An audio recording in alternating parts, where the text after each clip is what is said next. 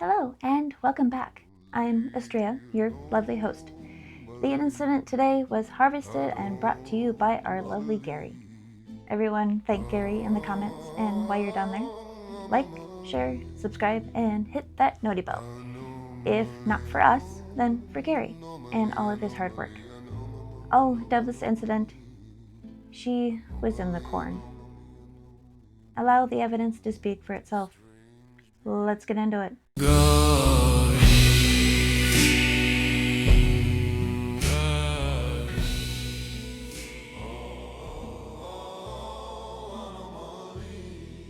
Tyler Grant is 27 years old. He lived in the small town of Harvest Hollow. The full location wasn't disclosed, but we do know it was somewhere in the east part of the United States. He grew up there with his parents, Robin and Wes, both being pumpkin farmers. And Tyler was bound to be a farmer as well. It was really the only job around there aside from a small family-owned grocery store and a gas station just outside of town. He has 3 siblings. Each of them just worked on their parents' farm, tending to the pumpkins and harvesting them for each fall festival. Grant Pumpkin Farm always won first prize for the biggest pumpkin every single year. He was a middle ground kind of kid growing up. Didn't have perfect grades, but didn't fail either. He was just average, and that's how he liked it. He didn't want to stick out too much, but also didn't want to be lost amongst the fray. And he eventually moved out of his parents' house and into a small townhome they had just built near the center of town. And he didn't have a girlfriend or wife at the time. But I swear, even around here, there are so many houses being built. Let me know down in the comments about how you would build your dream house. You know how a lot of these incidents happen, and the person they happen to. They don't believe in ghosts or the supernatural. Even growing up in a small town where everyone clings to old superstitions like they're gospel. Don't walk in the fields at night. Keep your windows closed in October. And, of course, never look at the Scarecrow girl in the face. Tyler had just started a seasonal job at the Danner's farm. It was close to where he lived, so it was a perfect fit. At least for now, until he could save up money to move away and find a better job. But for now, it was sufficient to say the least. He was broke and figured a few weeks helping with the harvest would pay the bills. First week went normal, boring work at best. Fields were endless but quiet, almost peaceful. It was around 5:45 a.m. on October 1st. He was hauling a crate of hay to the barn when he saw her. At the edge of the corn, she was just standing there, still as stone in a long, tattered dress.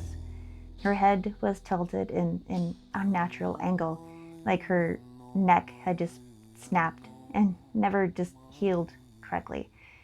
Just saying that just gives me the heebie-jeebies.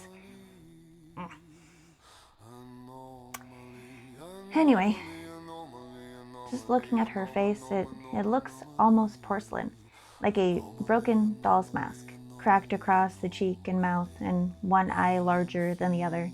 But there was no actual eyes in this thing.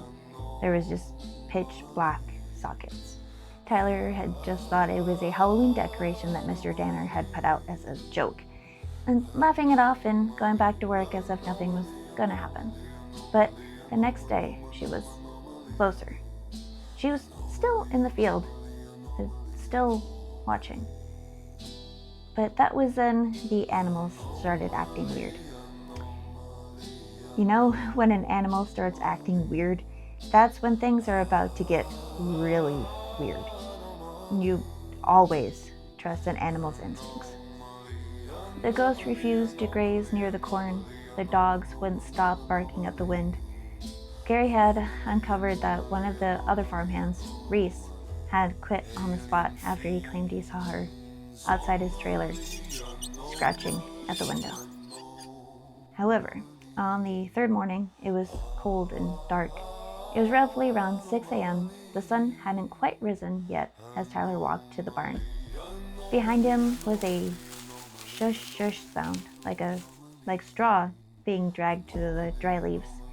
He turned around and there she was, about 10 or so feet away. He had said he felt something shift in his brain, like a cold hook pulling something out of him. And then he just ran. He didn't remember how he got home, but he remembers slamming the door, locking every window, just sitting in the dark until the sun came up. He never did go back to the Danners farm since. He tried to leave town, but it's like something just wouldn't let him. His car would die, or the only road out of town would flood. Even a tree fell and blocked his way. Every October after would be the same. And she always comes back. The Scarecrow girl is still out there. The Foundation has had many attempts to capture this entity, but to no avail. Something always prevents them from getting close enough. There was one particular instance that they had gotten really close. A team, codenamed Harvesters, was tasked with tracking and interception of the entity during its active window of time. Having aerial surveillance, motion sensor perimeter fields, and donning mimetic resistance gear, which basically means that personnel are protected from informational or conceptual hazards that spread from person to person either through direct communication or media. It's like a virus for the mind. It comes from the idea itself and its ability to spread and influence people, leading to effects like anxiety, memory loss, or a complete inability to perceive the object itself. It was, I want to say, around 8 p.m. when the harvester drones captured the Scarecrow girl moving independently between the rows of corn before halting and raising her arms in what seemed like he initially thought it was going to be a surrender. Being close to the scene, one of the agents approached it to administer tranquilization, but the entity whispered something, and all of the lights in a 2-kilometer radius, or about 1.3 miles, failed and radio contact was lost for about 6 minutes. The system rebooted and the entity was gone. In its place was a non-anomalous Scarecrow dressed in the agent's field gear. And after DNA testing, it was confirmed that it was indeed the agent. Guys, we really need to get this thing under control. I know the Hunter's Lodge has been looking for a while now, as well as another corporation that I have also been working with on the side.